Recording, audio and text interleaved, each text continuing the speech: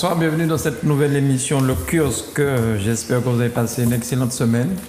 Les routes sont débarrées, vous pouvez vaquer à vos occupations peut-être. En tout cas, la vie reprend tout doucement son sens aux Antilles, en Martinique. Bonjour, monsieur Michel Bouanchy, rédacteur en chef du journal Justice 1920-2020.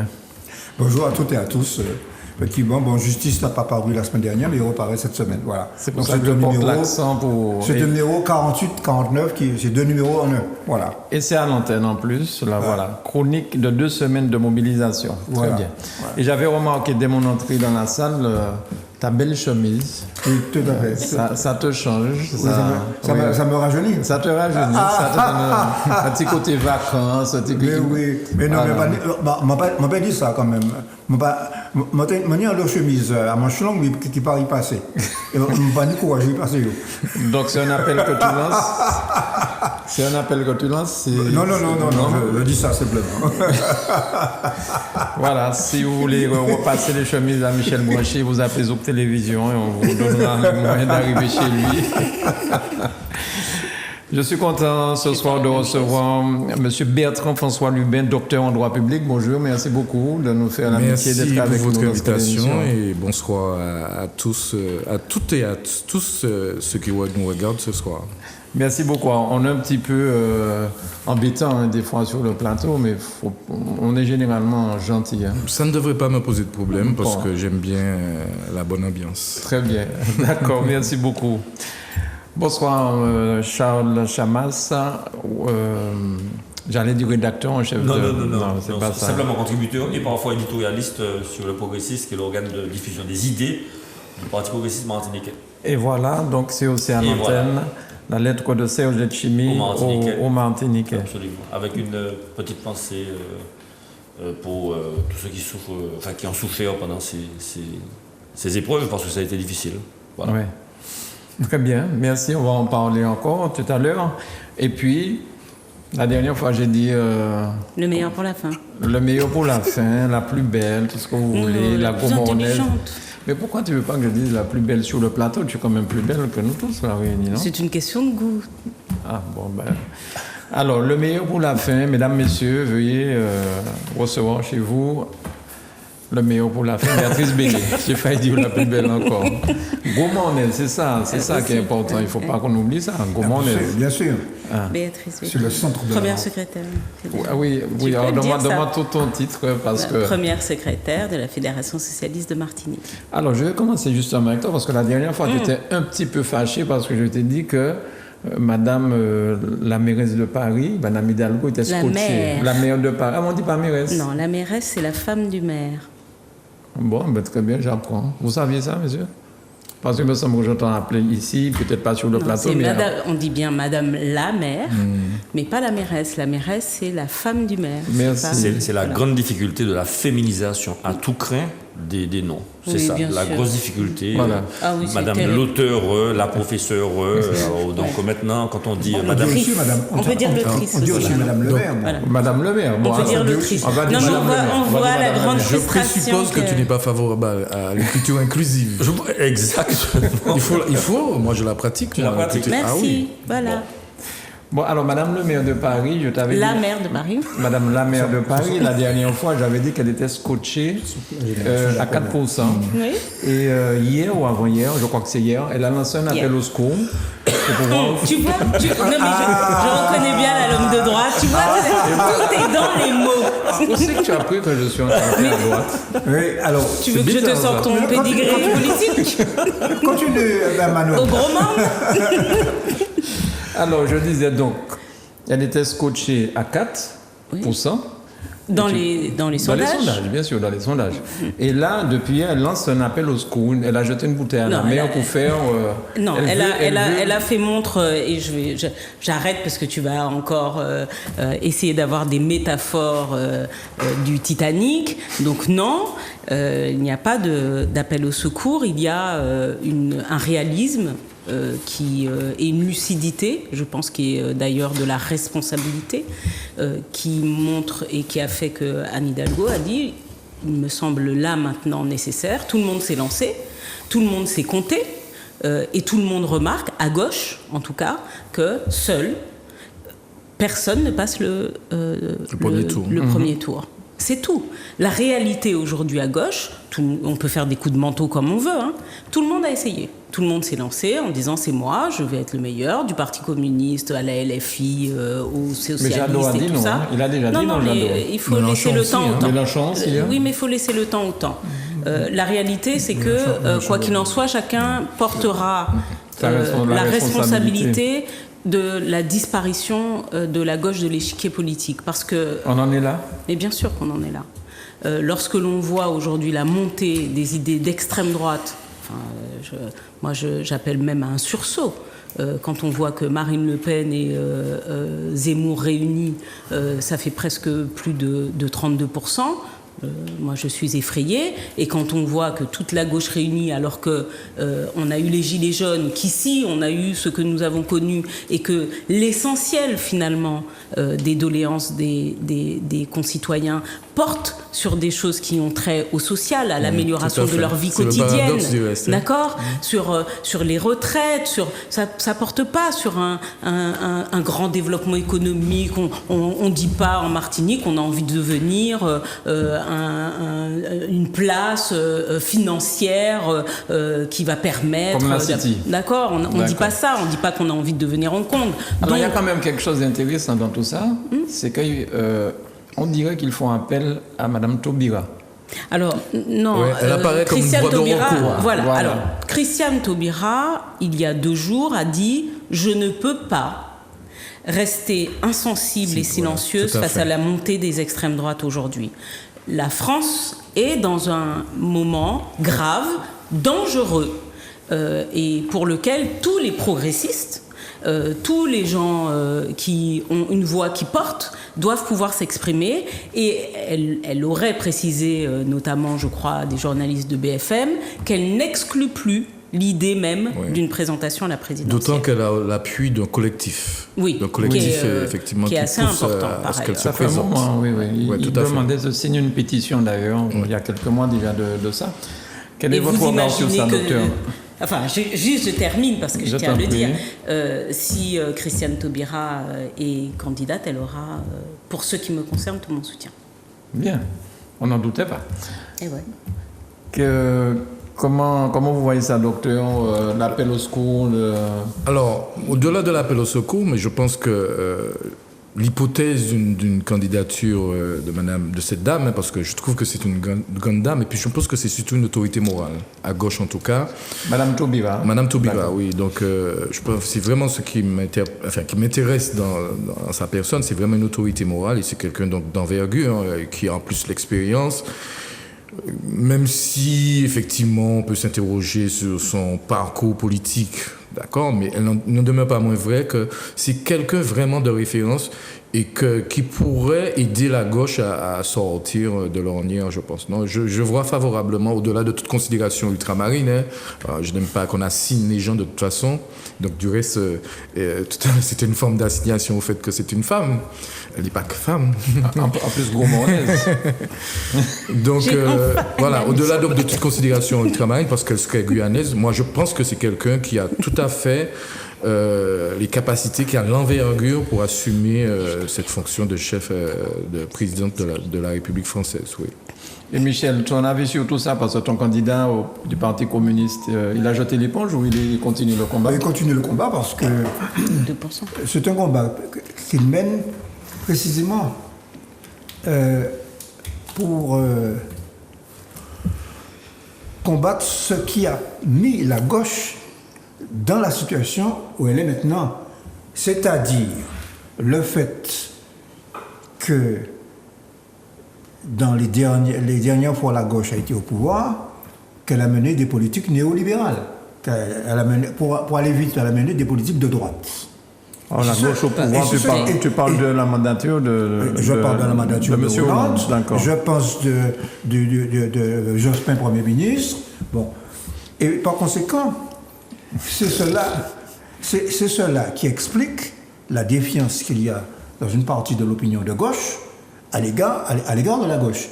Et la deuxième chose que je vais faire, la deuxième observation que je vais faire, c'est que l'habileté qui a consisté pour Marine Le Pen avec l'aide des médias et avec des manias de la finance qui contrôlent les médias en France. Mais je crois que c'était Zemmour qui le poussait, là, les manières de la finance. Il pousse les deux. Les deux. Il y a deux fers au chaud. Donc on risque de se retrouver avec deux personnes de droite au second tour alors. Ils ont, plus particulièrement Marine Le Pen, elle a carrément repris dans son programme des revendications de la CGT. Bon, sur le SMIC à 1800 euros, etc. Sur le refus du recul de l'âge de la retraite, etc. Ce qui a brouillé les cartes. Donc tout en restant aussi dangereuse, là, je rejoins ce que disait tout à l'heure Béatrice Béret, aussi dangereuse en ce qui nous concerne, nous quand on dit, entre guillemets, je mets des guillemets, ultramarins. Moi, je connais des Martiniquais, des Guadeloupéens, des Guyanais, des gens de Mayotte. Je connais pas une nationalité qui s'appelle ultramarin. C'est volontairement quand tu as exclu les Réunionnais? Les Réunionnais. D'accord. Bon. Par conséquent, ce qui veut dire que notre problème, il y a deux termes. Ce sont des racistes et ce sont des colonialistes. OK?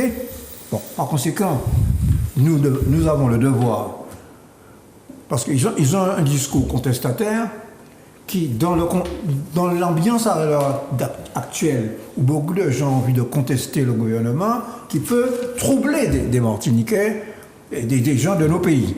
Mais non, ce sont des racistes et des colonialistes. La semaine dernière, le président de Marine Le Pen était en Martinique, le président du Front National. Oui, tout à fait. Président par intérim. Par intérim. Oui. Mais ça n'a pas fait grand bruit.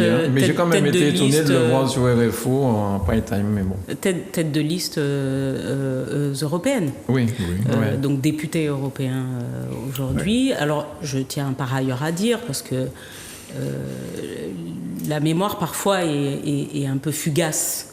Le Front National, le Rassemblement National, est le parti le plus condamné de France, notamment pour des faits financiers. Oui. Zemmour est un délinquant multirécidiviste, condamné pour des faits d'incitation à la haine religieuse et raciale. Alors, j'ai vu, moi, passer aussi une personne, a priori, en tout cas, d'ethnie, de phénotype africain,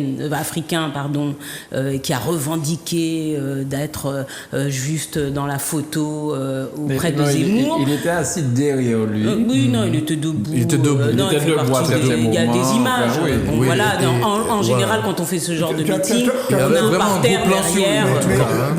Marine Le Pen avait une négresse de service pendant longtemps. Madame Fatna. Elle est de la Guadeloupe, je crois. Ouais. Madame Fatna, elle n'est pas d'origine martiniquaise. Martiniquaise. Il me semble qu'il y a des élus de la Guadeloupe. Alors, il y a un élu du Front National qui est élu au Parlement européen. D'accord. Mais Charles n'a pas donné son avis sur tout ça. Mon point de vue, je rappellerai à Michel Bouanchy que pendant un moment, les communistes se plaignaient du fait que les immigrés travailleurs étrangers viennent concurrencer les travailleurs français. Je referme la parenthèse rapidement. Non, c'est une sortie de marché comme ça. Une sortie de marché. Oui. Ça a été condamné depuis longtemps par le Parti communiste. Deuxième élément, je n'ai pas compris en fait la trajectoire de la mairie de Paris depuis Chirac, en passant par Tibéri, puis Delanoë et enfin Hidalgo.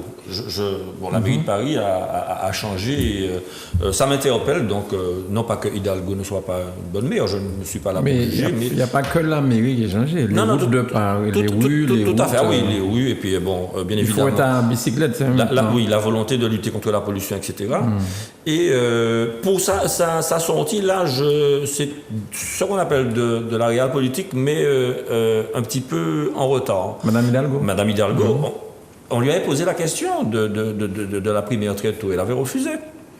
Ils avaient tous refusé, je crois. Elle particulièrement, je m'en souviens. Et aujourd'hui, en entendant Montebourg proposer sa candidature, offrir sa candidature, en entendant la dame dont vous avez parlé de la Guyane, Madame Taubira, comme éventuellement voie de recours, Madame Hidalgo s'est dit « Ah, peut-être qu'il y a une opportunité. Donc c'est dommage, je parle de stratégie politique, je ne parle pas... Mais justement, si on parle de stratégie politique, on ne peut pas parler d'une personne dans son individualité.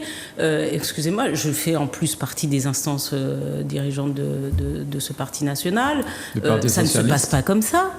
C'est pas, elle se réveille pas un matin et puis elle décide, elle y va pas. Avec ses collaborateurs, attention, il y avait, vous savez comment les choses fuitent aujourd'hui. Bon, donc il y a des discussions qui se sont passées dans des espaces et des clos fermés. En tout cas, on a essayé aussi de faire en sorte qu'un certain nombre d'informations soient opaques, parce qu'il y a même des notes internes, des choses que l'on se transmet dans des tout petits cercles normalement qui arrivent à apparaître dans la presse à peine c'est sorti. Donc il y a, c'est vrai, parfois un peu de méfiance, mais je crois aussi qu'il faut rappeler que le candidat est porté par, la candidate en l'occurrence, est portée par son parti, et que nous avions aussi décidé de certaines choses. Et lorsqu'il s'est agi, il y a en début d'année, de parler éventuellement même de la structuration d'un parti un peu plus large, c'est-à-dire avec les écologistes, tout ça, ça a commencé à gripper, tout le monde n'était pas content, donc on a dit ok, on ne joue pas ce que certains avaient qualifié l'effacement, d'accord ? Donc on a dit ok, on va avec une candidature socialiste. Et excusez-moi, en ces temps précis, alors que la maire de Paris, c'est pas n'importe qui. La ville de Paris, c'est pas n'importe quoi. Il faut quand même pas comparer ce qui n'est pas comparable. La ville de Paris, c'est une des plus grandes capitales du monde. Donc la maire de Paris qui prend ce risque dans une situation où le Parti socialiste est singulièrement en difficulté, pour moi, c'est une décision courageuse. Elle décide de porter le flambeau alors qu'elle peut se mettre en retrait. Elle a des responsabilités internationales. Elle rencontre des présidents, des ministres et autres. Elle prend elle relève ce challenge-là à notre demande. Elle le fait avec dignité et malgré l'ambiance. Moi, je lui tire mon chapeau. Je dis simplement que la période, et je pense qu'il faut qu'à gauche, on soit aussi assez responsable pour arrêter de se tirer dessus. Moi, je ne veux pas tirer sur le Parti communiste et je ne vais pas considérer qu'à 2%, Fabien aurait dû se retirer, peut-être aussi depuis bien longtemps. Par contre, j'estime aujourd'hui Roussel, le candidat de Michel, voilà, le camarade Fabien Roussel. J'estime en revanche que nous devons aujourd'hui avoir la responsabilité, la lucidité de voir que ces aventures-là personnelles n'iront nulle part. Mais elles n'iront pas nulle part et laisseront place à quelque chose qui éventuellement nous apparaîtra comme une solution républicaine et démocrate. Elles peuvent nous emmener dans le mur, et singulièrement dans le mur du fascisme. Du fascisme. Voilà. Et la responsabilité politique, est-ce qu'elle ne se joue pas également localement? Quand lors des élections de la CTM, certaines responsables de gauche n'ont pas appelé à voter pour le parti qui s'est trouvé en bonne position. Je m'adresse à Béatrice Bellé, bien évidemment. Donc cette responsabilité, non, mais quand il s'est agi du deuxième tour, cette responsabilité-là aurait dû prévaloir dans ce cadre-là aussi. Donc l'argument que tu me présentes là, je peux te le présenter aussi. Oui. Et tes voix nous ont cruellement manqué. Enfin, cruellement, non, mais à un moment donné, il s'est trouvé que tes voix auraient été bienvenues. Pour ce qui me concerne, j'ai dit que je choisirais, et je l'ai dit publiquement, j'ai dit que je suis de celles qui choisissent, que je ne suis pas indépendantiste, donc je pense qu'il y avait des choses qui étaient assez claires, d'accord, et que je choisirais, pour ce qui me concerne, le vote qui me semble être le vote démocrate et progressiste. Ça s'appelle parler par prétérition. Eh bien oui, si la ça pas assez clair, non, ça va clair. Non, ça va clair. Faut pas aller franchement. Sauf que j'étais dans un groupe et dans une liste. Alors là, Michel boit du petit lait là. Mais nous ne sommes pas fâchés. Je lui rétorque ça. Non, mais alors, ça m'amuse parce que j'ai suffisamment d'expérience politique pour savoir qu'il y a toujours de bonnes raisons pour demander, au motif du vote utile, de me demander les autres partenaires de gauche de s'effacer. Bon. Et c'est précisément ce que Fabien Roussel a tiré comme leçon, c'est qu'à force de s'effacer, les médias ignorent le Parti communiste et font un véritable boycott du Parti communiste. Okay. Bon. Alors, en considérant que, comme il a fait alliance avec Mélenchon, quand on interroge Mélenchon, on interroge aussi les communistes. Bon. Donc, il est important de faire savoir qu'il y a aujourd'hui, dans les circonstances actuelles, avec la crise sanitaire et la crise économique mondiale qui l'accompagne, qu'il y a une autre option que de recommencer comme avant. Donc, C'est-à-dire qu'on doit pouvoir envisager une autre manière de faire de la politique et d'autres options. C'est pareil pour la Martinique. D'autres options. La candidature de Fabien Roussel, c'est simplement une candidature pour pouvoir se exprimer des idées, mais il sait très bien qu'il n'ira pas au deuxième tour. Il ne sait pas. C'est une question, je ne présage pas. Je te réponds. D'abord, la politique ne se fait pas à travers les sondages. Il y a de nombreux exemples, notamment aux États-Unis, ailleurs. Ou l'actuel président aussi.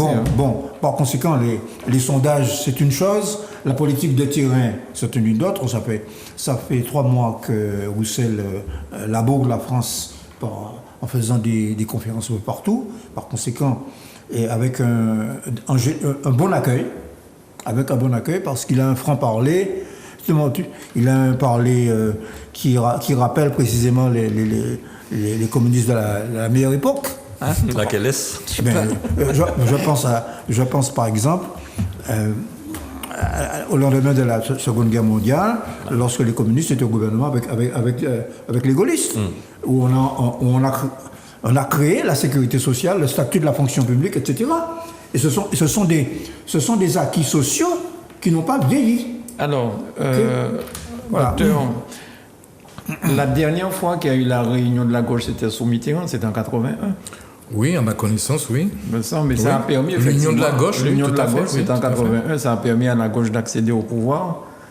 Mais depuis ça, la gauche n'arrive pas à se mettre d'accord pour les... Ouais, Hollande est venu. Si, Hollande, il y avait d'ailleurs une gouvernance. Et puis, faut le dire quand même, dans les collectivités, et notamment les collectivités où il y a des maires communistes ou des présidents, mais même des députés, c'est souvent le fait d'accord entre, d'ailleurs souvent entre le PS et les communistes et éventuellement les écologistes. Mais il y a même une ville de la Martinique où il y a eu un accord pour un maire entre la droite, le RPA, et puis le MIM. Où ça?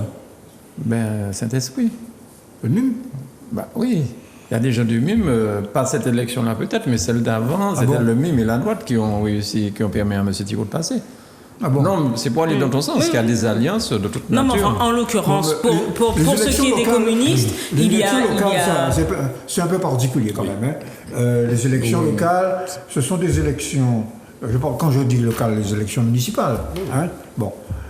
Les élections de la CTM, c'est déjà des élections plus politiques.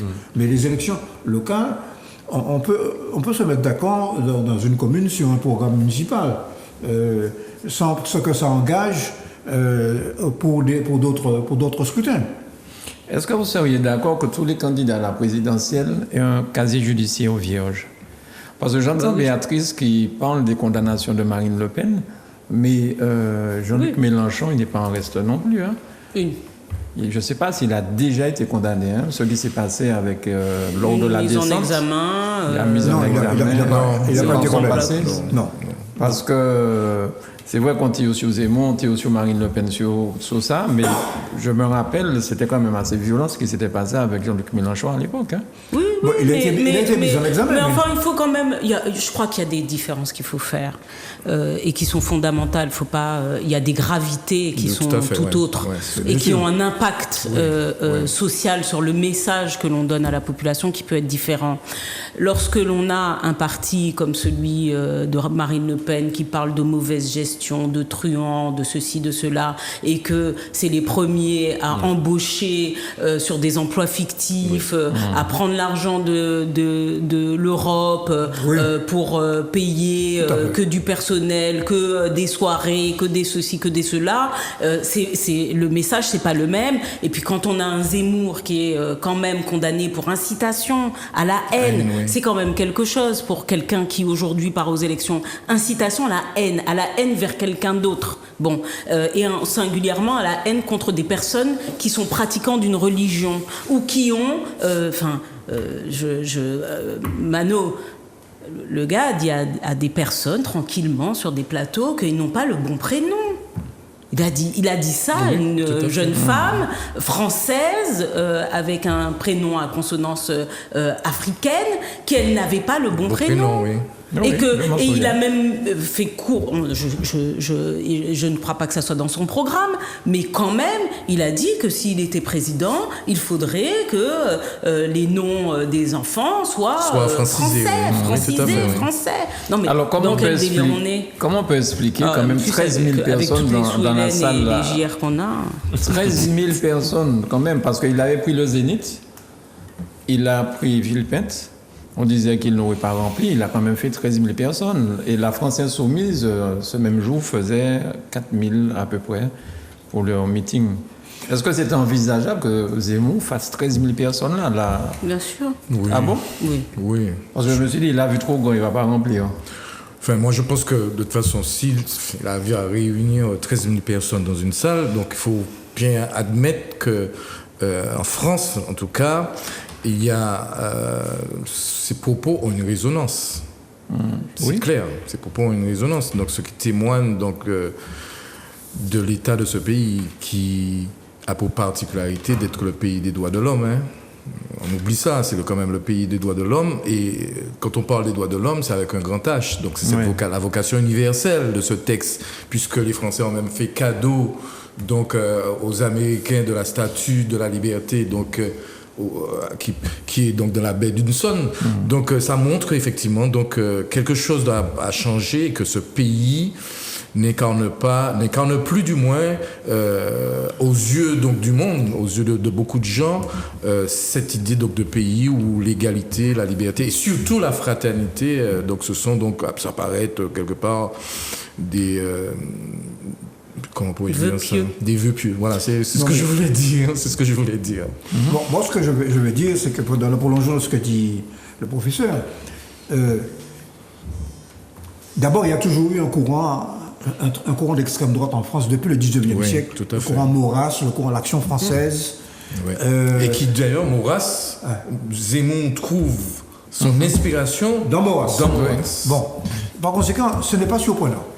Il y a un vieux courant colonialiste, la domination, le fait d'avoir des colonies et de dominer, de se considérer comme un peuple supérieur, ayant comme mission de civiliser les peuples inférieurs, c'est une vieille tradition dans la France. Européenne en général. Européenne, bon. Mais particulièrement en France. Aussi. Particulièrement en France. Bon. Et vivace. C'est en France qu'il y a eu des guerres coloniales. Il y a eu un documentaire sur Arte, je crois, il y a peut-être un mois ou deux, sur la colonisation, qui est remarquable. Et j'invite d'ailleurs... En 3 épisodes, d'ailleurs. En 3 épisodes. Et j'invite d'ailleurs les téléspectateurs à le regarder en replay. Oui. Bon. Un petit élément. La guerre d'Indochine, la guerre d'Algérie, n'est-ce pas? Bon. Par conséquent, et ça laisse des traces. Et il y a des nostalgiques en France de la guerre d'Algérie qui alimentent les partis de Le Pen et de Zemmour. OK? Par conséquent, ce n'est pas surprenant. Puis un troisième élément, qui était l'élément qui nous ramène à l'histoire, c'est le fait qu'il y a une crise. Le système capitaliste est en crise. Et que par conséquent, il y a un accroissement des inégalités sociales. Bon. Je l'ai déjà dit ici. Le lien est historique de toute façon entre la crise sociale et effectivement la montée des extrêmes, des populismes. C'est le FMI qui vient de dire il y a 2-3 mois que les effets de la crise sanitaire en provoquant une crise sociale, l'aggravation des inégalités, met en péril les démocraties occidentales. Démocratie, je dis bien, j'ajoute occidentale. Bon. Très bien. Alors, Charles, et puis après nous parlons de Pécresse, parce qu'il y a une autre femme qui arrive dans le combat. Je rejoins ce qui a été dit. Je ne veux pas qu'on effectivement. parle de Pécresse. Les crises amènent des extrêmes, c'est vrai. Donc la crise économique de 29 a amené Mussolini, a amené Hitler, Franco, etc. Et moi, ce qui m'étonne, pour revenir à l'actualité, c'est la présence de Zemmour et Le Pen. Je pensais que Zemmour aurait siphonné Le Pen. naïvement, je me disais qu'il y avait pas... Voilà, je me disais qu'ils se seraient mangés l'un l'autre, enfin qu'il y en aurait eu un qui aurait Mais la question déclassé l'autre. la question qui se pose aujourd'hui, est-ce qu'elle n'est pas au service de Marine Le Pen? Alors voilà. Bon, maintenant, aujourd'hui, ils sont là tous les deux aux environs de 30, tous les deux, c'est-à-dire 15-15. Bon, c'est énorme. Et ce que disait Bertrand est vrai. Les fondements même de la devise républicaine française sont aujourd'hui attaqués. Il faut se poser des questions concernant l'identité et concernant l'histoire, concernant l'héritage, concernant la patrie des droits de l'homme. Ça questionne, effectivement. Oui. Alors, du reste, sur la question donc, de la démocratie, en termes de sciences politiques, il y a deux concepts qui sont apparus récemment. Donc, pour caractériser dans ce contexte social de montée de l'extrême droite, puisque le lien donc, est pratiquement organique, j'ai envie de dire, l'émergence donc, de ce qu'on appelle les démocraties libérales ou encore de démocrature. Donc, pour qualifier la Turquie, la Russie, tous ces pays. Donc, démocratie libérale parce qu'ils sont élus.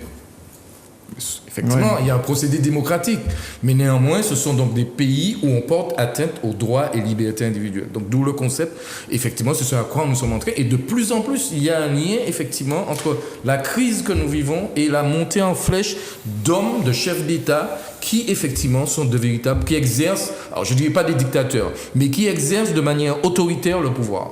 Oui. Fascisante. Bon, en tout cas, ça rappelle curieusement les années 29-30. Hein? Bon, et la grande crise. Et par conséquent, moi je souscris tout à fait à l'idée qu'il faut barrer la route à Le Pen et à Zemmour. Ce n'est pas parce que Zemmour rassemble 13 000 personnes que ça veut dire que ce qu'il propose, parce qu'il faut analyser le fond. Qu'est-ce qu'il propose? Bon. De faire la peau à tous les immigrés. D'une manière générale. Sur tout ce qui est, disons, les sujets de société, une vision extrêmement autoritaire des questions de société. Bon, je vais vite, je ne détaille pas. Et en ce qui concerne l'économie... il est libéral. Il est ultra-libéral.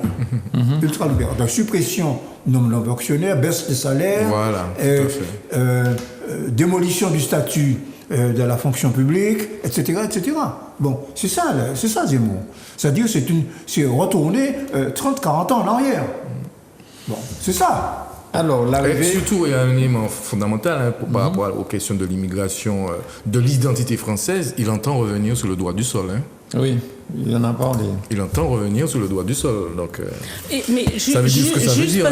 Juste parce que pour moi, je ferai toujours de l'extrême droite mon ennemi. Ça, c'est clair. Je ne reviens pas dessus. Et c'est la ligne rouge qu'il ne faut pas passer avec moi. C'est-à-dire que dans les discussions, les personnes qui me disent « Oui, mais tu sais, l'extrême droite », tout de suite, tu vois, moi, Khalif est fâché. C'est une question de principe. C'est une question de principe.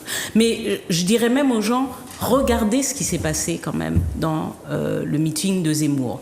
Alors, certains ont parlé de provocation. Il y a des personnes qui, de façon très pacifique, sont venues et ont brandi SOS Racisme, des t-shirts non au racisme.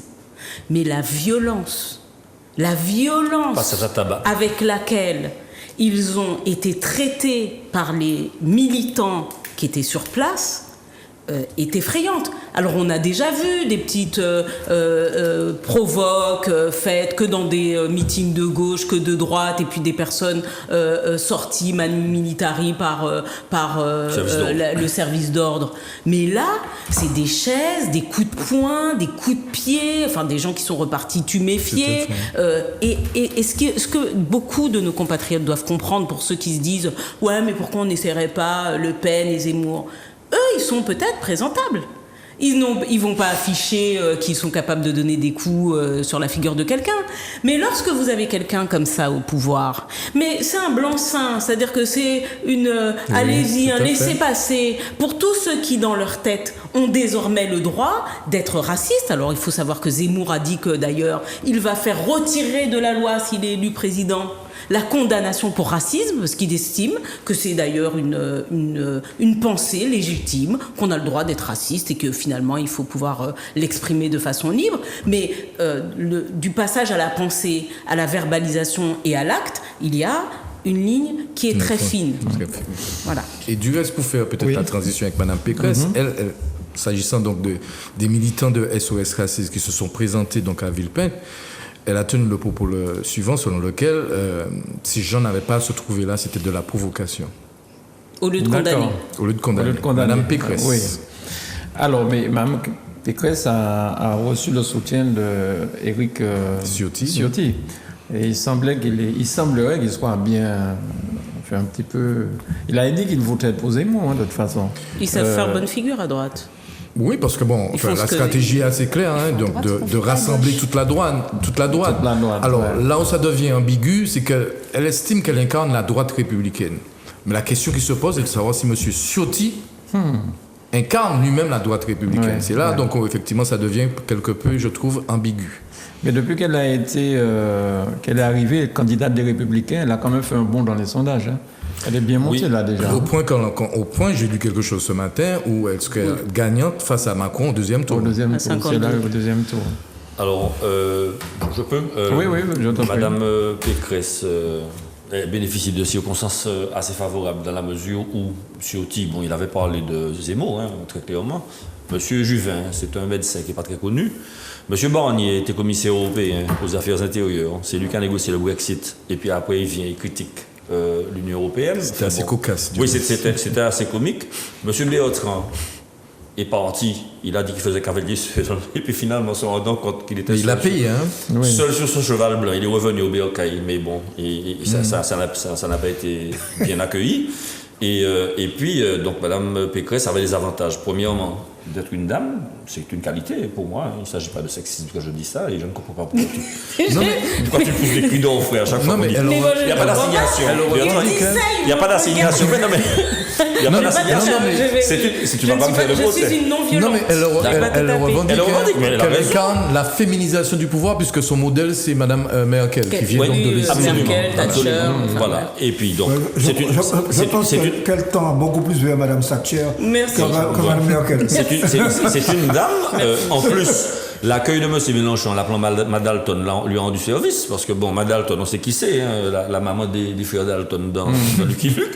Donc, avec mais elle a dit qu'elle préférait être Calamity Jane, je crois. Mais je n'ai pas entendu la réponse.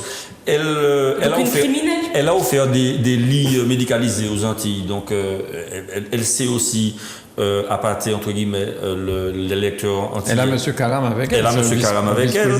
Et elle a été ministre de Sarkozy. Sarkozy ne l'a jamais rejetée. Bon, c'est une bébé Sarko. Elle a été nourrie au lait politique de Sarkozy. Et c'est un bon. Et puis, les centristes sont partis chez Macron. Donc, elle occupe la place à droite. C'est une place qui lui revient parce que stratégiquement, je trouve, contrairement à l'autre candidate, elle a joué convenablement. Je dis stratégiquement, je ne parle pas des idées. Et il y a un facteur aussi qui a joué en sa faveur. À l'occasion de ces primaires, effectivement, on a constaté un rebond d'adhésion au LR. Et c'est dans la région Île-de-France qu'il y a eu le plus de nouveaux adhérents. Elle est présidente. Elle est présidente de la région. Et elle vient d'être réélue. Voilà. Elle vient d'être réélue. Donc, ça fait une spirale vertueuse, quoi. Et elle est en bonne position. Alors, je ne sais pas. Il paraît que en déclaration, en général, c'est comme ça. En déclaration de candidature, la personne qui s'annonce, notamment le président Macron, il aura certainement un sursaut. Mais Mme Pécresse est partie, elle m'a surpris avec les derniers chiffres là. Mais Macron est en perte, semble-t-il.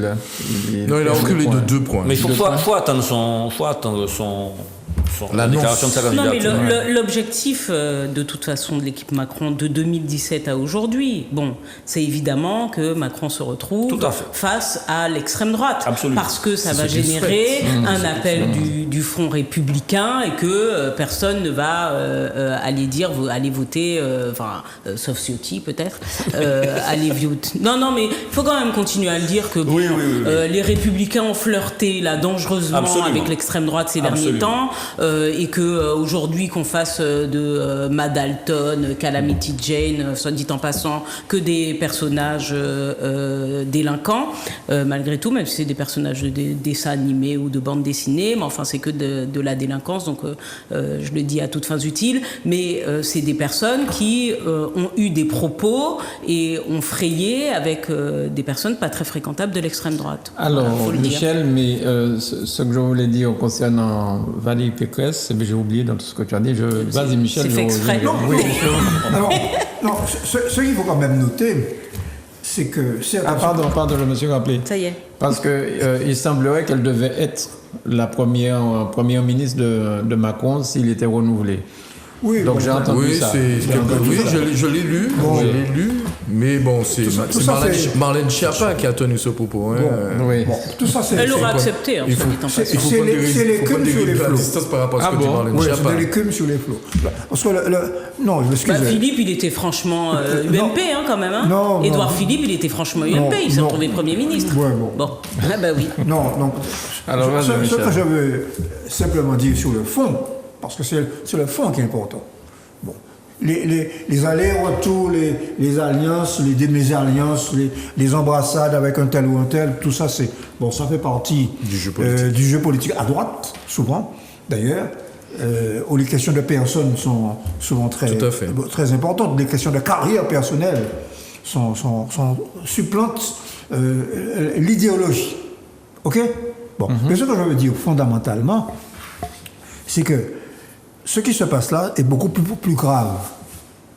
Ce qui se passe, c'est que il y a une partie de la droite qu'on disait orléaniste, républicaine, gaulliste, qui est en train de glisser vers l'extrême droite. Ouais. C'est ça le fond du problème. C'est que pour pouvoir gagner, elle a adopté un certain nombre de mesures et un langage de Ciotti. Donc, ce qui fait que Ciotti n'a pas de... Or, Ciotti est sur les terres de Zemmour. C'est tout ça. Ciotti dit clairement que Zemmour, c'est son ami. Et qu'il partage les idées de Zemmour. Il avait appelé à voter pour Zemmour, pour Ciotti au deuxième tour. La distance maintenant entre la droite dure, ce qu'on appelle la droite dure, et l'ultra-droite est de plus en plus ténue. Et ça exprime un mouvement que nous avons souligné tous ensemble depuis le début. C'est un mouvement de droitisation et d'extrême droitisation de la société française et qui est dangereuse pour les peuples d'outre-mer. Les peuples d'outre-mer, qui sont des peuples qui ont des cultures différentes, qui ont une histoire différente, des ethnies mélangées, métissées, etc. Ceci est extrêmement dangereux. Alors, elle a quand même fait comprendre à Ciotti que c'était elle la patronne. Hein? Ciotti était d'ailleurs fâché. Le soir même, il a dit c'est bizarre. Et le lendemain, elle a été à Nice manger avec lui. Non, mais ils font en toute sincérité, ils font bonne figure. Ils se détestent très froidement. Mais c'est la droite, et c'est pour ça que je le disais à mes amis de gauche, la droite a ça. Souvent, et d'ailleurs elle est victorieuse quand elle y parvient et elle perd quand elle n'y parvient pas, mais c'est qu'ils arrivent à faire bonne figure devant les autres, à ne pas se casser du sucre, à se mettre des coups de couteau monumentaux, mais à éviter de se casser, c'est la leçon qu'ils ont retenue d'ailleurs de 2017, à éviter, et encore, parce qu'il faut quand même se rappeler qu'en 2017, ils sont quand même allés jusqu'à maintenir le délinquant Fillon, d'accord? Bah oui, oui, aussi délinquant, il faut le dire. Monsieur propre qui était embauche... mis en examen, à l'époque il n'était pas encore... Ouais, mais bon, c'était suffisant pour être marquant et pour le débarquer, ça se ferait plus aujourd'hui. Mais dans leur solidarité à tout prix, n'empêche qu'ils avaient maintenu Fillon plutôt que Barouin. Il y a beaucoup de députés, peut-être ministres, qui seraient des délinquants parce qu'ils ont presque tous fait ça. Embaucher la famille. Là, il était candidat à la présidence. Embaucher la famille, ceci, cela. Tu noies le truc pour ta famille politique, je te comprends. Mais... Non, mais... Je vais pas te t'embêter. Mais tu leur trouves beaucoup de... Non, mais il faut arrêter de trouver des excuses. Moi, j'estime, quel que soit le parti et quelle que soit la couleur politique, un tricheur est un tricheur et il faut qu'il soit traité comme un tricheur. Oui, mais on va pas parler de Cahuzac, hein? Aussi, oui, mais il a été traité comme un tricheur, il est sorti. Le fait est, et poursuivi. C'est que, moi, ce que je retiens, c'est que Mme Pécresse n'hésite pas à se revendiquer du programme politique et notamment économique extrêmement réactionnaire. Absolument. C'est pas libéral. Parce que elle est conservatrice, donc sur les questions de mœurs, mais elle est très libérale sur les questions donc économiques et sociales. Moi, j'essaie d'appeler un chat un chat. Quand nous utilisons un certain vocabulaire, quand nous disons libéral, la majorité des gens entendent liberté. OK? Ça veut dire quelqu'un qui est partisan de la liberté. Oui, c'est Mais non, oui. mais non. Faut faire attention. Libéral, ça veut dire la dictature du capital contre les travailleurs. C'est ça que ça veut dire. Et quand tu appuies en disant néolibéral... C'est ça que ça veut dire. Et quand tu appuies avec Et le ça veut néo dire que de nous Michel. baissons, nous à gauche, le néolibéral, nous c'est baissons, autre chose. nous Oui, baissons oui, la garde. les- Sous prétexte de ne pas caricaturer, on baisse la garde. Or, en réalité, ce sont, quand on promet de supprimer 500 000 fonctionnaires, c'est quoi? Moins de services publics. C'est Bon. ça qu'il faut le dire. C'est ça C'est que je moins veux de dire. services publics. Moins de professeurs en face de vos enfants. C'est ça que ça veut dire. Moins d'infirmières et d'infirmiers l'état de à l'hôpital. l'hôpital. C'est concrètement ça. La volonté de Bon. favoriser le privé sur Oui. le service public, Bon, c'est ça. repousser l'âge de la retraite. En Martinique, dans les DOM, c'est catastrophique, c'est encore pire en France. Pourquoi c'est catastrophique?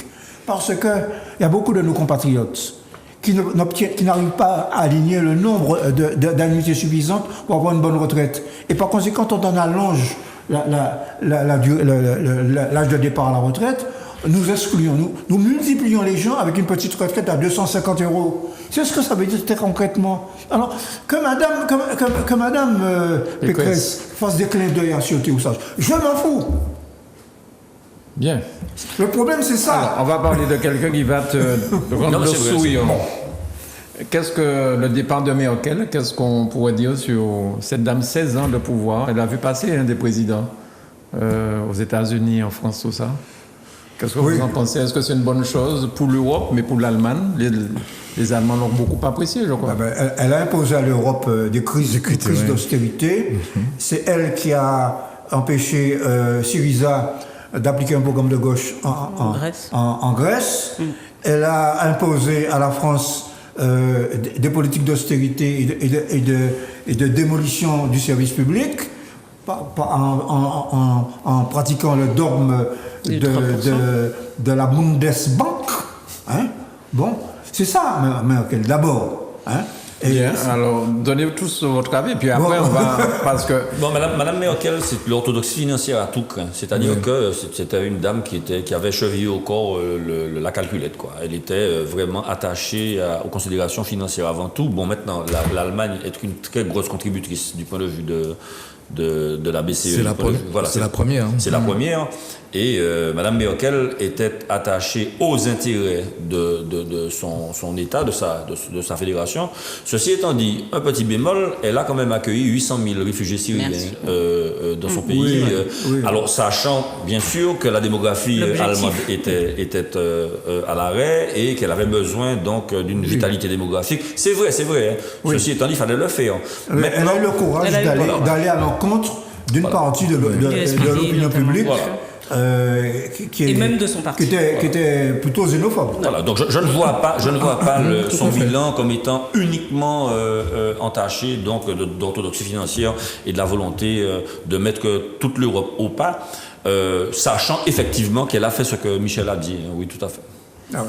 Béatrice, sur Mme Merkel? Oui, moi je retiens en effet cette orthodoxie qui et à chaque fois peut-être qu'il faut qu'on parle des effets.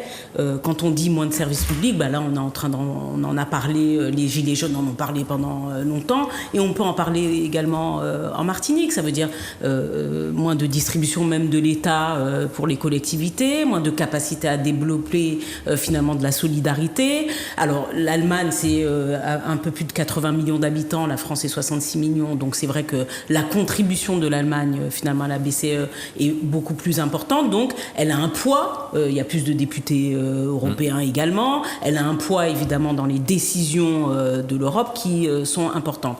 Je dirais, compte tenu de ce que l'on voit se dessiner en Allemagne, je dirais on sait ce qu'on perd.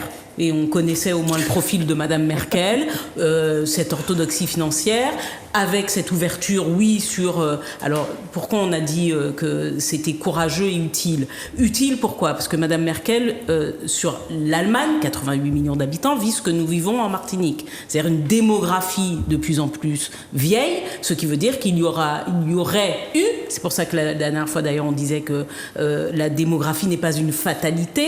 On peut modifier des choses. Elle a choisi de modifier, non pas en faisant, comme en Pologne, des politiques de natalité, donc en incitant les gens à faire des enfants, mais en favorisant l'immigration. D'accord. Il y a aussi une politique nataliste. Elle est très faible. D'ailleurs, on en rediscutera, mais elle est très très très faible. Enfin, elle n'est pas significative autant qu'en Pologne. D'ailleurs, n'oubliez pas qu'en Pologne, ils sont dans une politique nataliste tellement grave ils sont en train ils ont interdit l'avortement. Bon, donc moi je retiens ça. Je retiens, c'est vrai, son courage sur la question migratoire à l'heure où elle le fait quand même, à l'heure où tous les États parlent de terrorisme et tout ça. Elle prend cette décision de faire entrer plus d'1 million de migrants, de les légaliser et en tout cas de venir en effet revigorer un peu la démographie de son territoire. Mais moi j'ai surtout peur de la suite et l'extrême droite allemande en ce moment, alors qu'il y avait un accord avec les écologistes et que là il y a eu des démissions en pagaille, enfin bref, l'extrême droite allemande est aussi en train de reprendre du poil de la bête et il faut en avoir peur. Bertrand, je souscris à tout ce qui a été dit, mais au-delà de ce que moi, c'est surtout son mode de management qui m'interpelle aussi. Alors, j'ai un a priori favorable, mais qui trouve sa justification donc dans l'esprit allemand, parce qu'il ne faut pas qu'on oublie que c'est un pays protestant, et de ce point de vue, donc cette manière de rigoureuse, donc il n'y a pas de place pour le spectaculaire, et c'est du reste. Donc, si Valérie Pécresse s'identifie à Angela Merkel, elle a tenu un propos où elle dit, à la différence de Macron qui cherche à plaire, elle est la femme pour faire. Et ça a été le registre effectivement d'Angela Merkel, donc dans un pays où effectivement donc cette culture protestante fait que la rigueur doit primer et surtout donc parce qu'on sait depuis Montesquieu que les considérations physiques, le climat influent aussi sur le comportement donc, des habitants. Il suffit donc, j'ai pour habitude de donner cet exemple à mes étudiants, il suffit donc de regarder que certains de nos compatriotes qui sont là-bas, donc tout se passe pour le mieux. Parce qu'il fait froid, on n'a pas le temps donc de traîner dans les rues.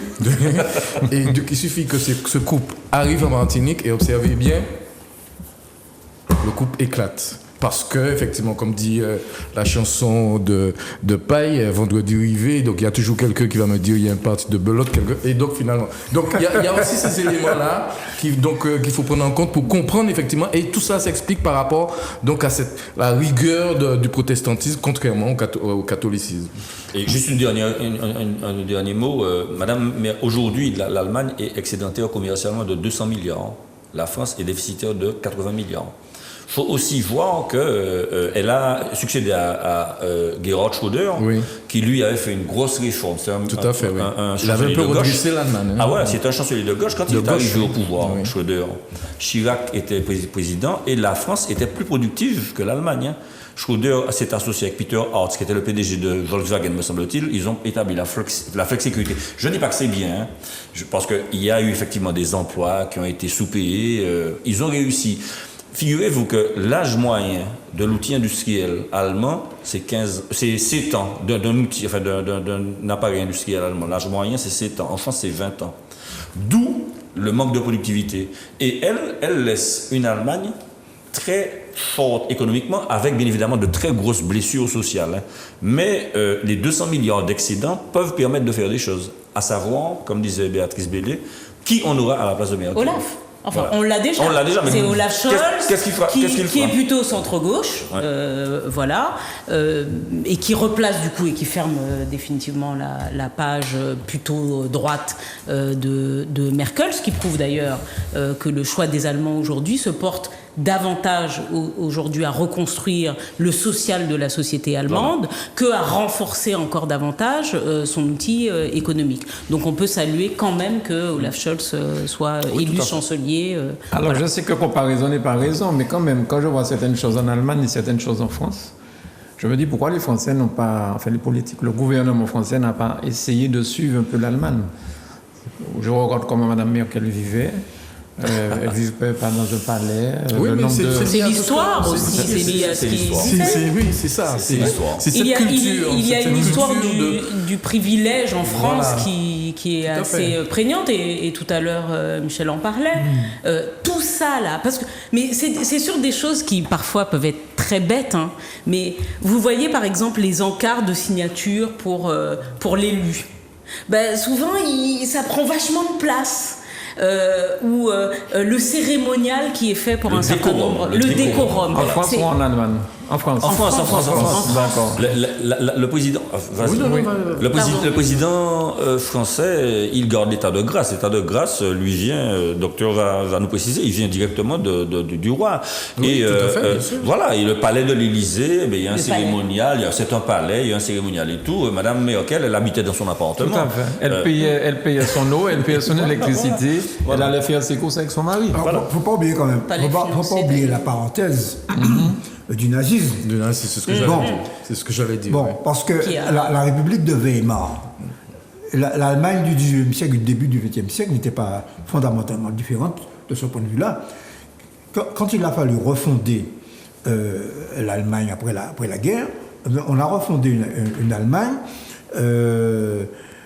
sur les ruines de l'État nazi. Oui. Et on lui a donné une on a voulu d'abord. C'est pour ça qu'on l'a ruiné. On a voulu ne pas inquiéter les voisins de l'Allemagne en construisant un État visible et fort. Et en l'arrimant à l'aventure européenne. Voilà. C'était le moyen pour contrer effectivement toute tentative. Parce que de les deux retour guerres, c'est quand même l'Allemagne qui en est à l'origine. Bon. Donc, ayant l'armement, quoi faire des armes, on a voulu l'arrimer à l'Union européenne pour mieux l'encadrer. Bon, d'autre part, l'Allemagne n'a pas des dépenses militaires comme ça. Absolument. Parce que oui, tout à fait. Soit dit en passant, le président Macron vient juste de dire à la présidence, évidemment, comme vous le savez. Commence au 1er janvier. Voilà. La présidence européenne. Qu'il souhaite Et même pas. une Europe La présidence forte. du Conseil européen. Alors, oui, du Conseil européen. Qui prend toutes les décisions, en fait, les députés européens du Conseil donnent des avis et la Commission, pour que les gens ne croient pas qu'il y a un président européen. Voilà, mais bon, le président de la Commission a quand même presque un pouvoir, la Commission. La dernière fois, c'était Sarkozy, je crois, qui était président. C'était en 2008. En 2008. Enfin, le dernier Français. Le dernier Français, bien sûr. Alors, le président vient juste de dire qu'il souhaite une Europe puissante dans le monde, pleinement souveraine. Ce qui emmène d'ailleurs à penser, d'après ces mots-là, que l'Europe est peut-être aujourd'hui prête, disposée à se doter désormais d'une puissance militaire, parce qu'il ne faut pas oublier que Trump a dit moi c'est bon, j'arrête de jouer le gendarme du monde, démerdez-vous un peu l'Europe, vous êtes là, vous n'avez qu'à payer votre sécurité. C'est Biden maintenant. Mais Trump l'a dit en premier, il a commencé d'ailleurs à retirer ses troupes partout. La même chose. Biden ne semble pas non plus revenir sur la question. Tout à fait. Sur ce point, il n'entend pas revenir sur ça. On a bien compris ça. Non, ce que je veux dire, c'est que effectivement, les Américains, depuis qu'ils ont le gaz de schiste et le pétrole, ils sont en train de se retirer. Ils ne sont présents à l'international que lorsque ça les arrange. Et là, effectivement, on n'a jamais pu faire une armée européenne. Il n'y a jamais pu faire ça. Il y a eu la communauté économique de charbon, du charbon et de l'acier pour contrôler la construction des armes. Il y a eu la communauté économique européenne pour faire que, comme disait Bertrand, il y a une association économique de manière à faire du business plutôt que la guerre. Et après, on a continué l'unification des territoires avec le nom m'échappe. Schengen, après la monnaie unique euro, etc. Il veut changer Schengen aussi. Tout pour unifier de manière à éviter la guerre. Mais on n'a jamais pu construire une armée européenne. Et aujourd'hui, avec le dégagement volontaire des Américains, la volonté de se retrouver un petit peu dans leur précaré, puisqu'ils sont moins intéressés ces jours-ci par l'international, les Européens seront obligés de réfléchir.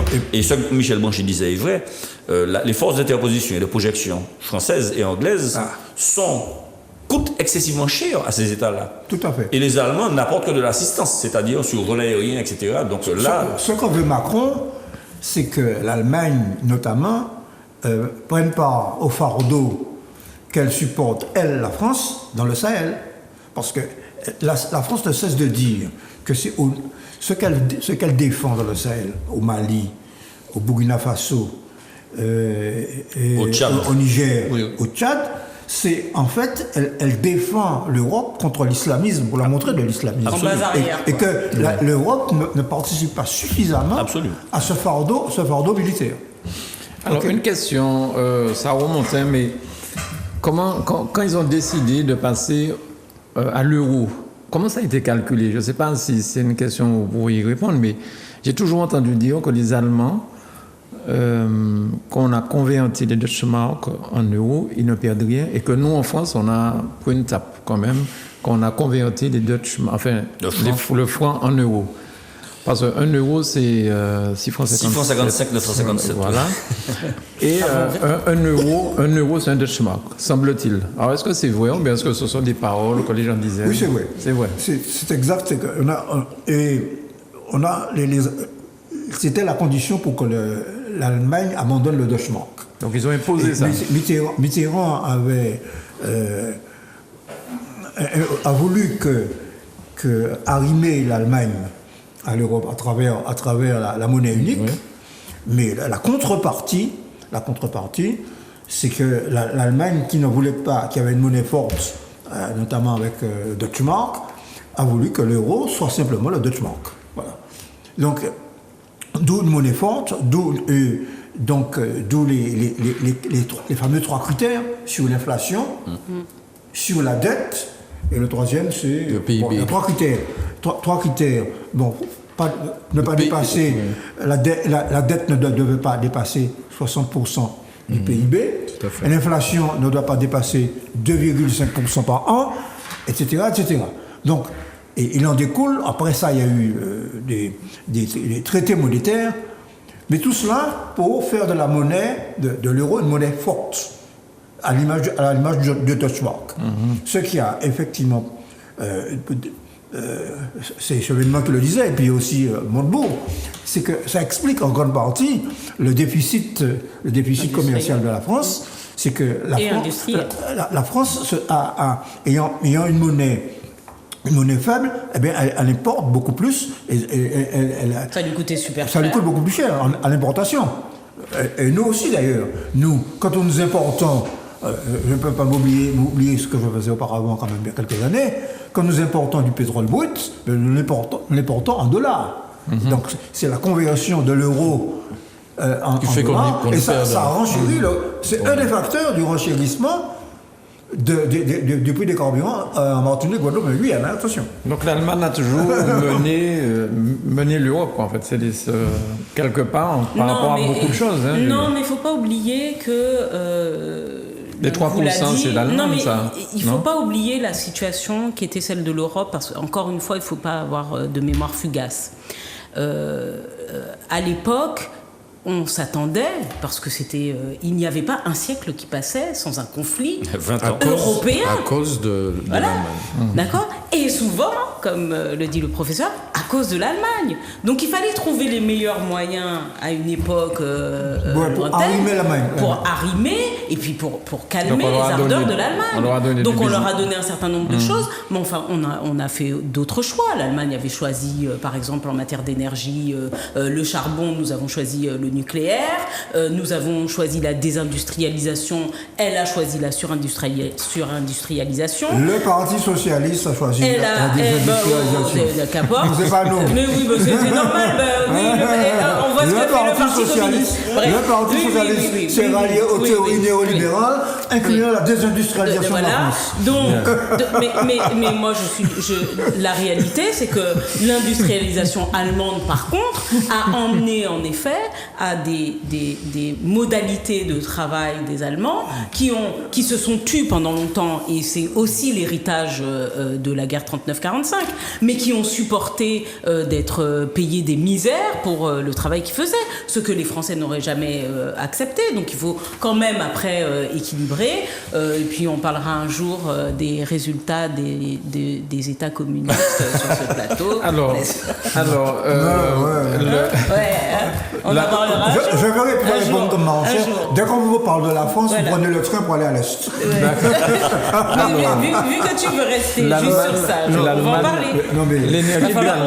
L'énergie de l'Allemagne, c'est quoi? C'est nucléaire, c'est charbon? Charbon. C'est charbon. Mais ils arrêtent là bientôt. Fossile. Pourquoi tu ne me croyais pas quand j'ai dit ça?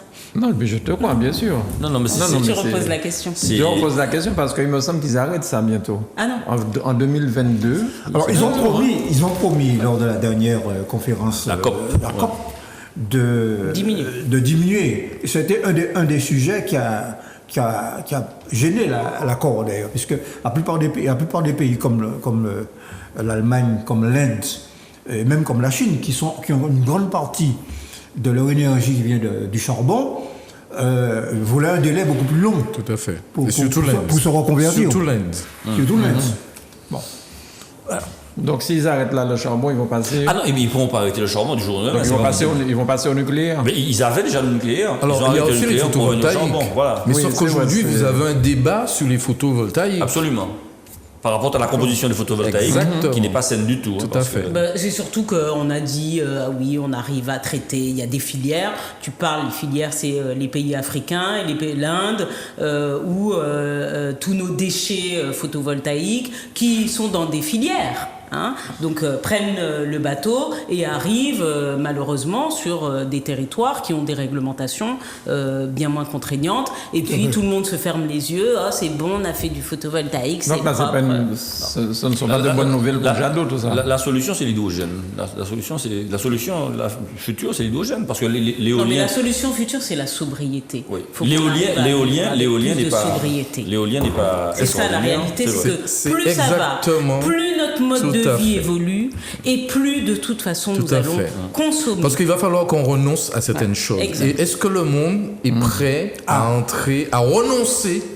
Parce qu'il va falloir qu'on fasse cet effort de renoncer à notre niveau, à notre mode de vie, si Tout à fait. véritablement on veut rentrer dans cette ère écologique en quelque sorte. Tout à fait. Il va falloir qu'on renonce à certaines choses. Dans un développement Et je ne pense pas durable. que nous soyons Voilà. prêts. Tout à fait. Mais De mal en pis. Et en fait, on a toujours besoin de plus d'énergie. Les modes de vie actuels emmènent au fait qu'on a besoin toujours de plus d'énergie. La réalité du véhicule électrique, c'est cela aussi. Même si on va sur l'électrique, ça veut dire qu'on aura besoin de produire quand même plus d'électricité. Alors on dit de l'électricité durable, mais c'est jamais avec rien qu'on construit quelque chose. On ne part pas de rien pour faire quelque chose. Donc il faut... La dématérialisation n'est pas bonne non plus pour l'écologie. Et pourtant, nous sommes à l'ère de la dématérialisation. Tout à fait. Quand vous a des envoyez, serveurs. quand vous envoyez un mail avec à plusieurs personnes, la consommation d'énergie explose à ce moment-là. Et vous voyez, pourtant, nous sommes à l'ère de la dématérialisation. Ouais. On a l'impression que ça coûte rien, Ouais, mais c'est ouais. des serveurs. C'est C'est des vrai, serveurs c'est qui vrai. produisent énormément de chaleur, Tout à fait.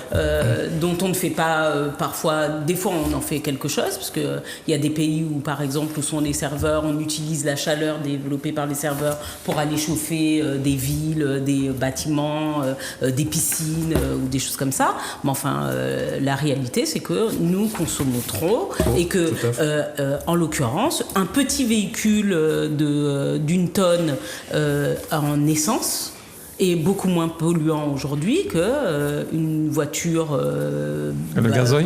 Oui, non, Ou une que voiture l'électricité électrique, d'accord. C'est pour ça que quand on réfléchit à la question donc, de l'écologie, parce que déjà, quand on pense au concept de développement durable, ce n'est pas un concept renversant. Puisqu'il s'agit de quoi? De préserver quelque part. Durable, mais le développement va durer quand même. Donc ce n'est pas un concept renversant. Et puis ce qui me gêne quand on parle de développement durable, on n'associe pas suffisamment la dimension sociale. Elle est complètement oubliée. Parce Tout que à si fait. on veut que effectivement les gens adhèrent à cet effort qu'il va bien falloir que nous fassions, donc à renoncer à un certain nombre de choses, il va falloir que ça s'accompagne de mesures sociales pour permettre aux gens qui n'ont pas nécessairement les moyens de pouvoir donc Mais aller dans ce sens. Le conflit Et tel n'est pas le cas pour l'instant. Le conflit des Gilets jaunes est venu précisément de cette contradiction. On a voulu majorer le Du prix carburant. du gazole. Tout à fait. Bon, parce que le gazole est polluant. Hein? Bon. Et on s'est rendu compte qu'en faisant ça, on pénalisait notamment les Français qui vivent dans les petites villes, dans les périphéries, qui sont obligés d'utiliser leur véhicule personnel pour aller travailler. Bon, et qui étaient obligés de faire des distances considérables. Le point de départ de la crise des Gilets jaunes, c'est ça. Oui, c'est Tout à fait. d'ailleurs La taxe carbone. C'était La taxe carbone. Voilà, et c'était la pétition de la Martiniquaise d'ailleurs, Tout à fait. Priscilla Ludowski, Oui. qui avait comptabilisé plus d'1 million de signatures. Non, mais c'est le signe qu'on n'est pas Et soit dit en prêt passant, on a encore déjà à faire dépassé des le tarif efforts qui Ah avait oui, justifié la oui. mobilisation il y a Et par la un suite, an. alors on a parlé des Gilets jaunes par la suite, le mouvement a dérivé et, à mon avis, il a été pris en main par l'extrême droite. Hein.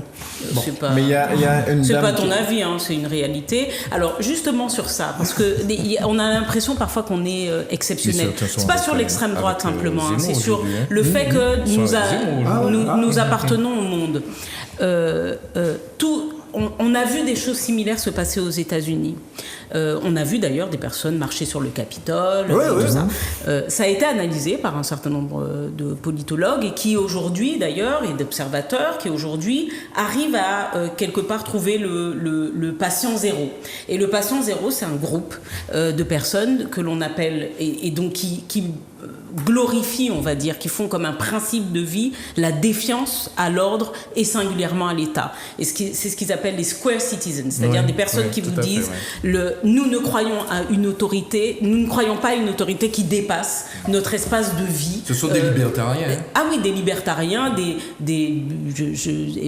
libertariens. Donc c'est des gens qui considèrent qu'ils ne doivent répondre à aucune autorité. Et je ne sais pas si vous entendez le discours aujourd'hui, mais même le discours qui pourtant revendique un caractère social. C'est beaucoup de moi. Beaucoup de moi j'ai décidé, mon corps, ma maison, mon endroit, on est dans ça. Tout à fait. Et on ne s'en rend pas compte parce que ça correspond, ça a l'air d'être dit dans la bouche de tout le monde et de répondre à une ambition collective, mais c'est pas une ambition collective, c'est une ambition individuelle qui trouve une résonance collective. Très bien. Voilà. Y compris dans le contexte actuel en Martinique. Tout à fait. Y compris dans le contexte actuel en Martinique. Partout, parce que, il y a un philosophe canadien qui vient d'écrire un ouvrage qui s'appelle Les sociétés de singularité. Et c'est tout le défi en termes de management. Comment manager des individus, des singularités aujourd'hui. Parce que la loi, par exemple, elle est générale, elle est abstraite. Elle ne vise pas l'individu X, elle vise donc une catégorie abstraite.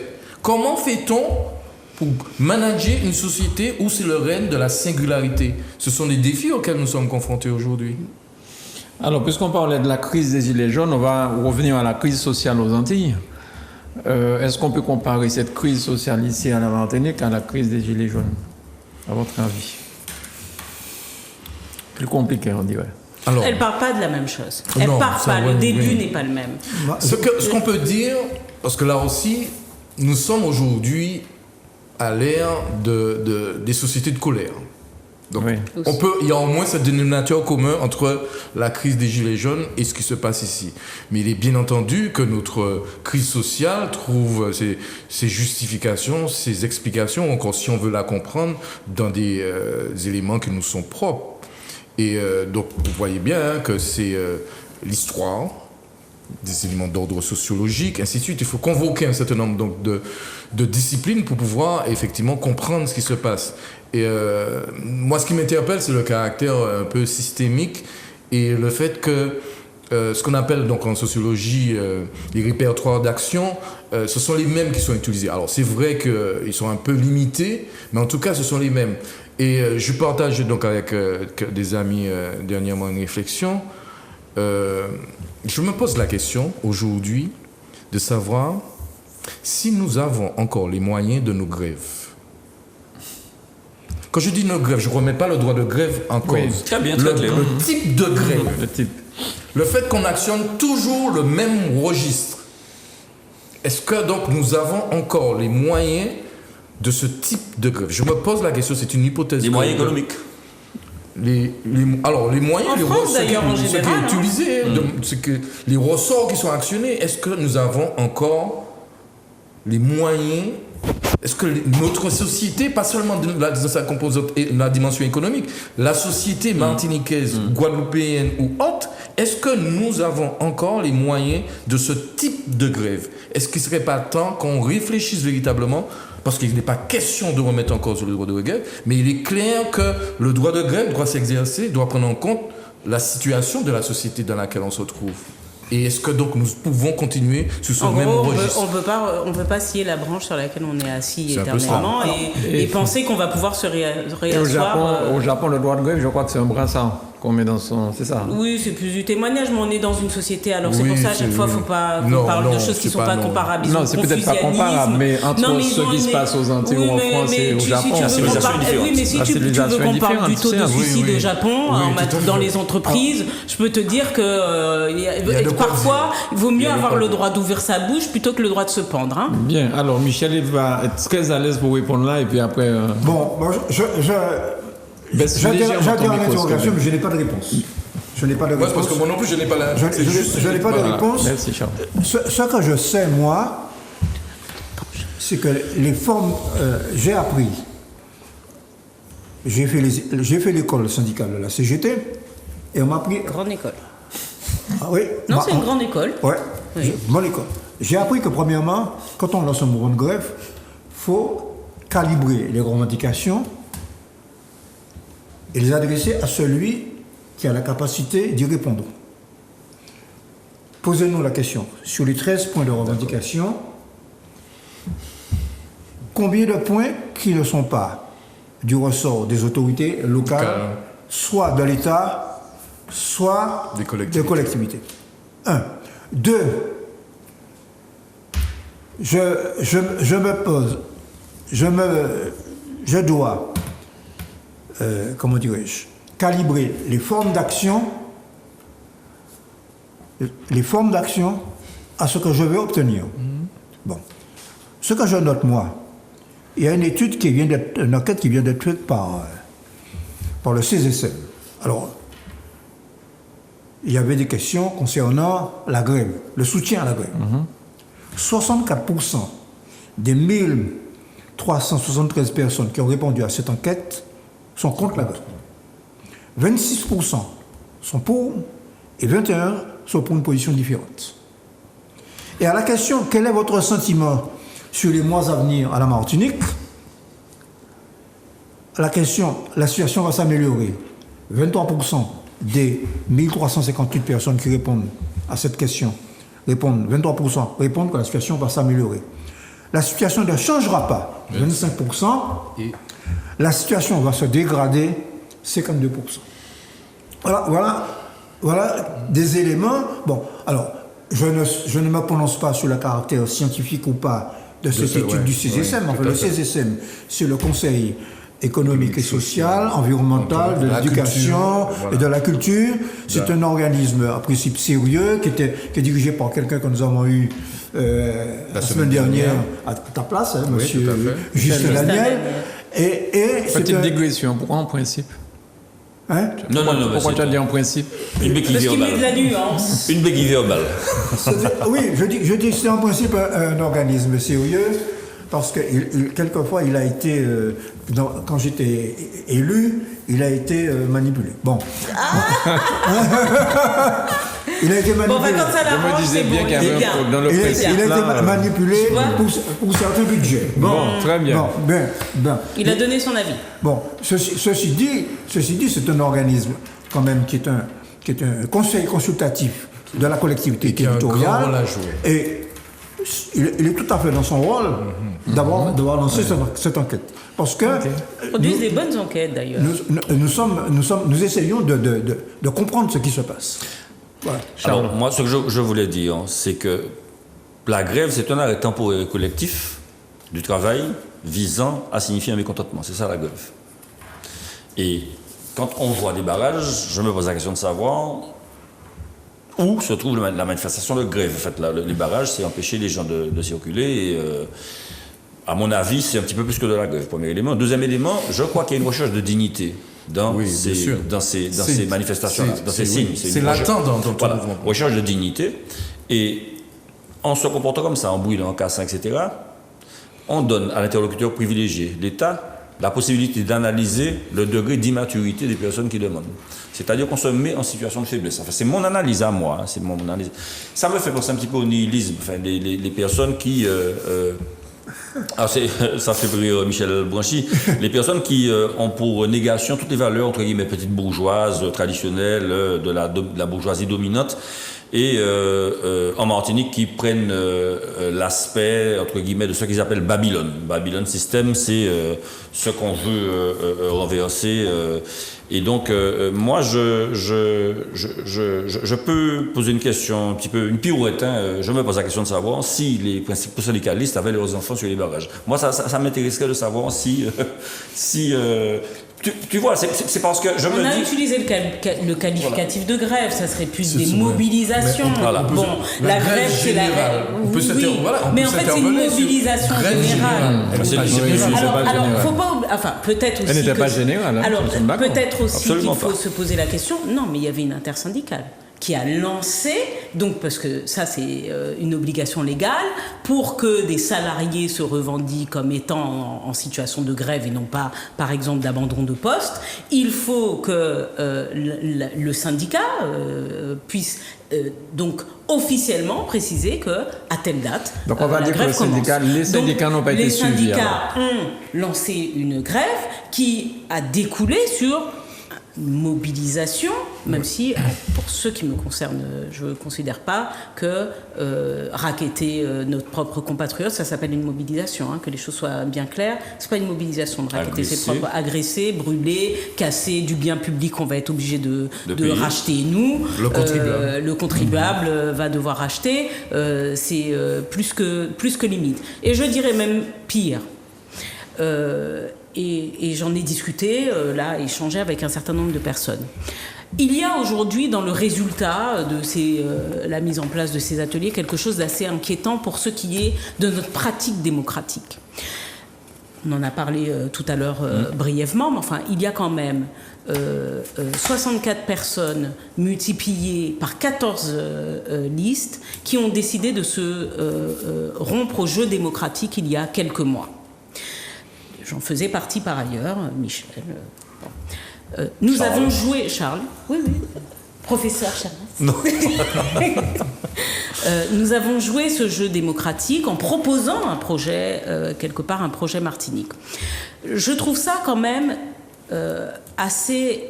Soit nous devons trouver des nouveaux modes de démocratie, mais on ne peut pas transformer un mouvement qui se veut un mouvement social en mouvement politique. C'est-à-dire que si aujourd'hui, pour décider des politiques publiques qui vont être mises en place sur un certain nombre de sujets, il faut se déclarer avoir été ancien barreur, je ne sais plus comment appeler ça, sur des barrages locaux.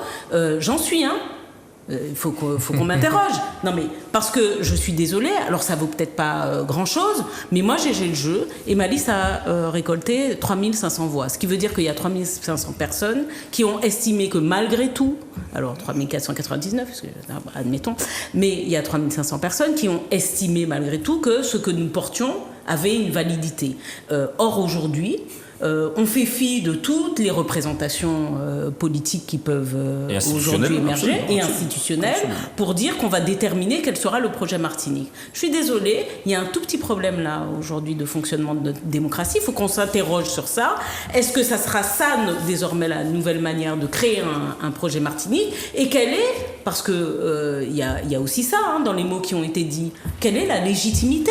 Parce que si on remet la légitimité des élus en cause, il faut, moi je ne suis pas élue, mais je parle là du regard que j'ai sur notre société, il faut s'interroger aussi sur la légitimité des gens désignés par je ne sais qui et qui vont aujourd'hui se mettre à décider de l'avenir de la Martinique sur un certain nombre de sujets. Et la liste de Béatrice Bellé de 3500 personnes, je pense qu'il y a davantage, 3500 personnes représentent davantage de personnes que les mobilisées sur les barrages, pour dire la vérité. Voilà. Donc on arrive au terme de l'émission, c'est vrai que ça a passé très vite. Un mot. Oui, vas-y. Soyons quand même... Je n'ai aucune sympathie pour les Béatrice de pillage, de destruction. Non, réponds-lui, t'as vu ce qu'il a dit? Néanmoins. Il t'a dit, je n'ai aucune sympathie pour, et puis il a dit pour Béatrice. Non, c'était une question. C'était une question. Il t'a posé la question. Ah oui, mais j'ai beaucoup de sympathie pour Merci, Béatrice. moi aussi. D'accord.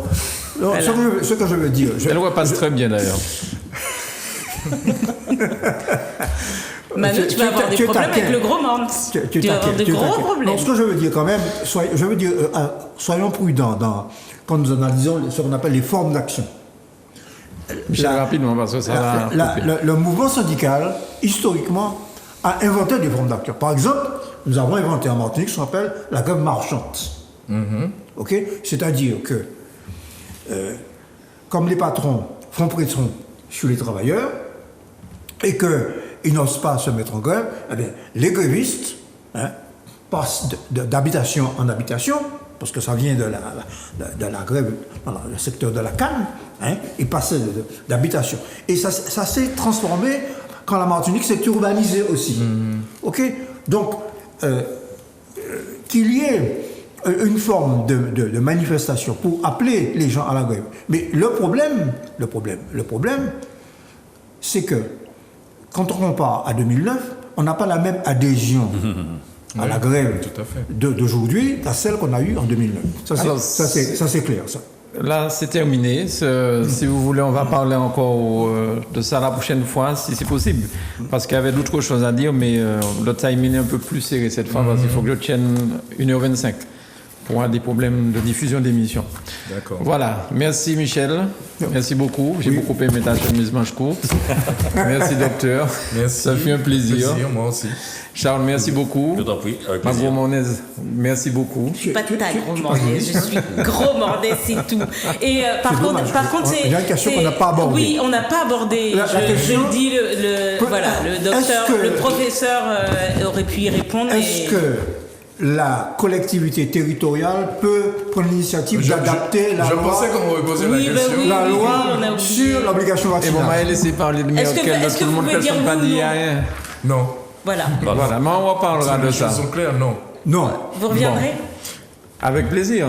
Mais comme il y a plein de sujets qu'on n'a pas fait, Si on me Non, prenons- il a répondu non. prenons à cette réponse là-dessus, il faut expliquer. Ah oui, non, mais il y Michel. aura une explication. Mais bien sûr, après, Mais quoi. c'est déjà non. Donc, J'ai- prenons j'ai- rendez-vous. bien J'ai d'expliquer. une explication. Non, ne l'explique pas, Michel. Mais je voulais confronter ça avec la sienne. Très bien. Merci beaucoup à tous les quatre.